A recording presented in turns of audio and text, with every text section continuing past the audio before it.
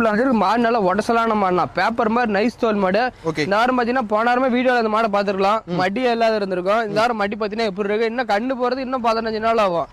இன்னும் மடி பிரம்மாண்டமான மடி செட் வைக்கும். நல்லா ரோஸ் காம்பு நீள நீளமான காம்புல 2 வேலையும் நேரம் 10 அசால்ட்டா கறக்கூடிய மாடு. மிஷின் கறவை கை கறவை எதுக்கு ஒன்றும் பிரச்சனை கிடையாது. மாடு நல்ல ஜெர்சி, நல்ல பிரீட், சின்ன மூஞ்சி, சின்ன சின்ன கொம்பு, நல்ல உடசல் மாடு, குறுங்கால் டைப், நல்ல பேப்பர் மாதிரி நைஸ் தோல். நம்ம எந்த அளவுக்கு பராமரிப்பு பண்றோமோ அந்த அளவுக்கு கறக்கு. 25 லிட்டர் கறக்கு வரைக்கும் மாடு கெப்பாசிட்டி இருக்குது.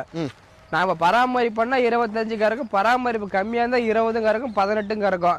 வாங்கிட்டு போறவங்க எந்த அளவுக்கு பராமரிப்பு பண்றாங்களோ அந்த அளவுக்கு மாடு கறக்கூடிய மாடு. நம்ம தெளிவா மாடு தருவோம். காட்டு மேய்ச்சல் இருக்க மாடு 10 வருஷம் கவலையில்லாம வச்சுக்கலாம். 10 வருஷத்துக்கு தாராளம். இதே மாடு 10 கண்ணு போடு, 15 கண்ணு போடு வாங்கிட்டு போறாங்க. பராமரிப்பு நல்லா இருந்தா மாடு நல்லா இருக்கும். பராமரிப்பு கம்மியா இருந்தா மாடு இறைச்சியும் போவோம். நம்ம எந்த அளவுக்கு கை குசா பராமரிப்பு பண்றோமோ அந்த அளவுக்கு பால் மாட்டுல பொறுத்த வரைக்கும் ஆதாயம் உண்டுணும்.